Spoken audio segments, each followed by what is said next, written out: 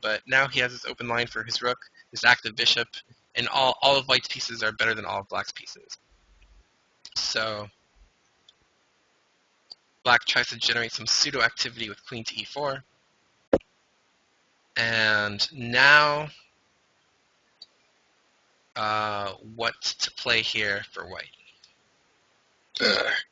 So it's tricky now. Queen captures a7. Okay, well you don't want to get mated, so I have mate here. If you capture right. a7. Yes, and h3. Yeah, so I mean h3 is fine, but actually, if you notice, this knight is actually not very well positioned right now because Right. it's basically looking at these pawns. So white took the opportunity to play knight to d2. So not only does he stop queen b1 check, but also he's getting ready to reroute this knight. So this knight's coming around to f1, and then it's going to eventually come around to e3 and then to c4 and d6. So he's starting to get ready to make that journey, but he basically wants to safeguard his king right now. So knight d2, queen e1 check. So yeah, the reason why h3 doesn't not really good is because after king h2 I can attack f2, and then it's hard to defend f2. So he kind of wanted to use this knight to blockade rather than having to run the king over. So queen e1, knight f1, knight f8, and now of course now we can take on a7. So queen takes a7, bishop h6, and now just rampage on the 7th rank. Yep. Rook takes f7. So queen b1, queen e7. So now the idea is to play simply rook takes h7 at some point. So rook c8 was played, and so now rook takes h7. So the point is if knight takes, we have queen takes pawn and queen takes rook. So, I mean, there's nothing better for black. So capture, capture, check, king g7, queen d7 check. So that a little finesse so that we can take this with check. So check, and then check, and then e6. And here, black resigned because nothing you can do about that. So again, white's central control meant that he was able to control the c-file and basically get more active pieces. And then from there, black was basically just kind of in a bind. You know, his knight was stuck on d7, his bishop was stuck, and wasn't doing anything active thanks to white's advanced center. So okay, let's look at one more example that will illustrate how central control can be so important. So we'll look at it one from the black side now. Okay, so it's going to be another queen's pawn opening, but this one's going to be a Blumenfeld Gambit. So it's a relative of the Benko. The idea is black sacrifices a pawn temporarily to, again, control the center. So, so de6, fe6, cd5, and d5. Okay, so already black has two central pawns. White, is up a pawn temporarily, but black has kind of like a lead in development because black has 3 pawns out. White's only pawn that he's moved that's still on the board is this pawn that's kind of a straggler. So here white kind of plays very meekly and just develops his pieces, hoping that his pawn advantage will tell. But he needs to probably play more actively. So black's main idea is he wants to play e5 and establish this pawn duo. So it's important to not have your pawns blockaded. So these pawns currently are blockaded by this knight on e5, but if black is able to play e5, then white's not able to blockade those pawns anymore, and it's a much more robust position for black because now he can choose between playing e4 or d4 depending on what the position allows. So unfortunately, white should be trying to contest this e5 square as much as possible. So he should play either bishop f4 or bishop g5 to get the bishop out. But instead he plays e3, which is a very passive idea because now this bishop is kind of stuck, but he just kind of wants to get his pieces out. because he figures he's up a pawn. As long as he develops, he should be better. But he needs to really kind of take into account what black's going to be doing. So black, of course, plays bishop d6. And now he controls his e5 square permanently and is ready to play e5 whenever he wants to. And now black's pawn center looks pretty formidable. So in a few more moves, you'll see how much more formidable. So knight c3, so the idea is now to attack d5. Castle, bishop e2. Bishop e7 to further control d5. b3, so white's like, okay, now I better start fighting for e5. But already it's too late. So knight bd7, again, controlling e5.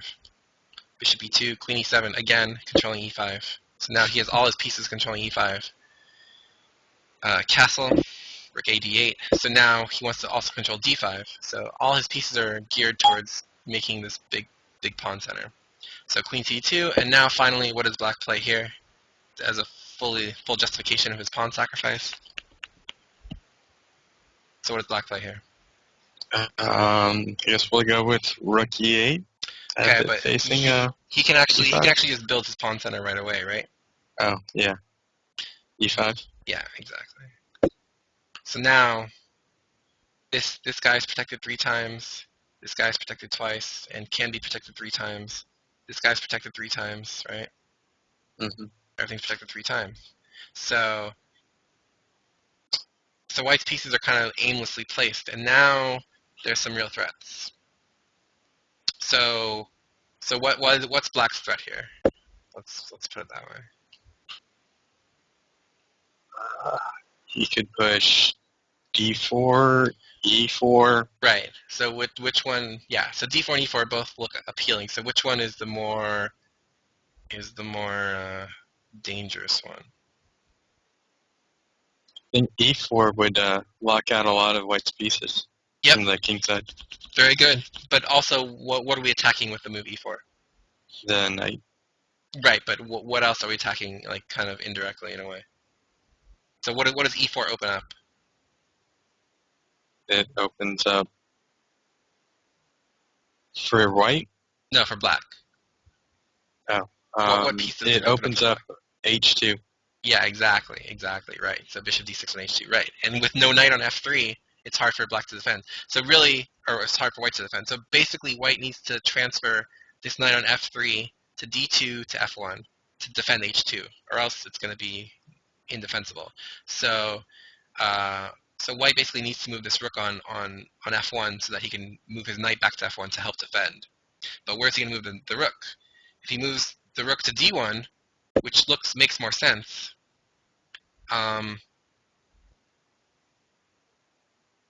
unfortunately, he's going to need another knight to defend f2, because if you notice, f2 is perilously in danger after a knight g4 and e4, because this rook is now on an open file as well.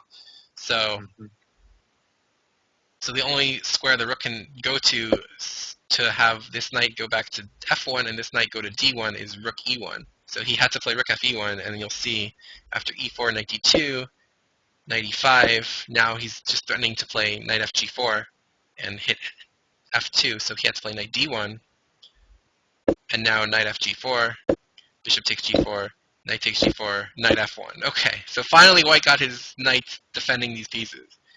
So knight on f1 defends h2, knight on d1 defends f2, we're attacking this twice, defended twice, we're attacking that twice, defended twice. Okay, so white has finally managed to defend his squares, but of course our pieces are far superior. I mean, these knights on the first rank aren't really the model of strong knights. So, okay, so now the question is, how does black continue the attack? What should black do? So this is actually very instructive. So black has firm control of the center. White has this one good bishop, but it's really not threatening anything per se. So the question is, how do we bring more pieces to bear on the king? And what square should we target? This is instructive now.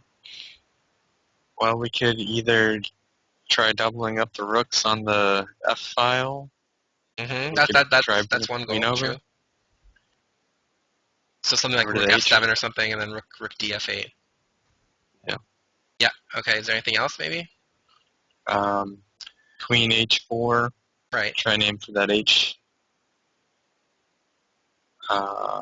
Push the H pawn down. Push the h pawn down. So you want to play like h5, h4 or something like that. Maybe something like that. Okay. The bishop, not really. The white squared bishop's not really involved. Yeah, Alex bishop is not involved yet. That is true.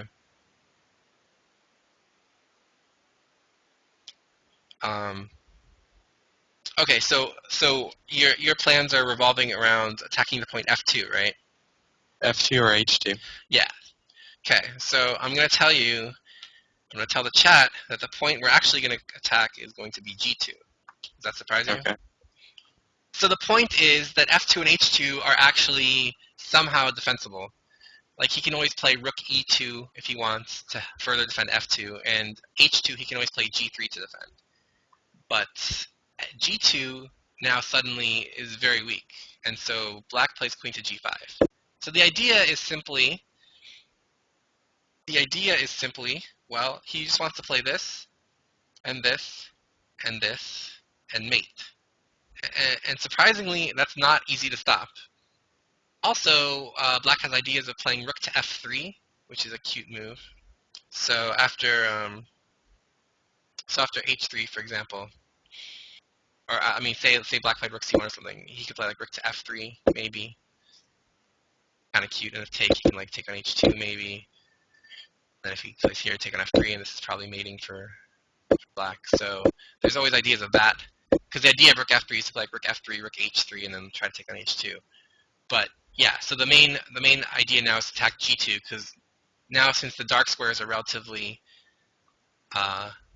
stronger because the knights are defending him, they kind of let g2 fall by the wayside. So queen g5, white chased the knight with h3. So it's just helping our plan of going here. But I mean, this knight was getting to be too much to bear. So knight to h6. And now black's going to try to get his king out of pins. So again, he doesn't want to allow rook f3, rook h3. So he plays king h1, knight f5. And now he's going to try to move his rook over to g1. So knight h4, or sorry, knight h2. And then so the idea is if knight h4, white can play rook to g1 and be somewhat defended. But okay. So in this position, after knight h2, how does black continue his onslaught?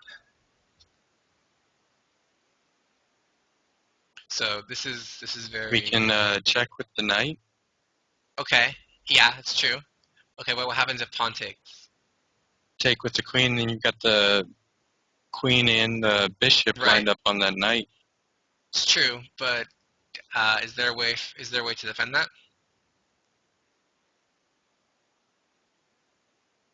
So you're right. So like knight g3, if take, you're threatening mate, and if knight f1, then you do have the pretty rook takes f1 and queen h2 mate. So you're right, you have that. But what happens if, say, white plays knight g4? Then what? Then h5 or something? Yeah, sure. Okay. But then queen c3, and I'm threatening my own mate. Oh.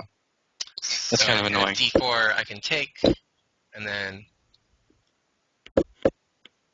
Oh, you can take the rook. Yeah, that's actually true. So if knight g4, you can just take the rook. Yeah. No, that's true. Yeah, and then this is mate. So let's see. There you go. Okay, but yeah, on knight g3, I can actually just play king g1. And then I'm not sure if you have a mate here. But you're right though. You're right though that the g3 square is the key. You're right that the g3 square is the key. But there's a way to actually weaken it further. So do you see a way that we can maybe try to weaken that square more? Because right now the f2 pawn is the only thing defending it, right? So is there a way we can maybe distract the f2 pawn?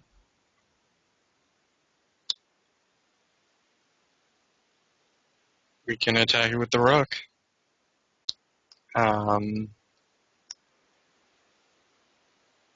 Move the queen to h4. Okay, but queen to h4. I mean, you're not. I mean, this pawn is well defended. We kind of want to do something more to distract the pawn than we do to actually capture it. So is there a way we can maybe distract the pawn?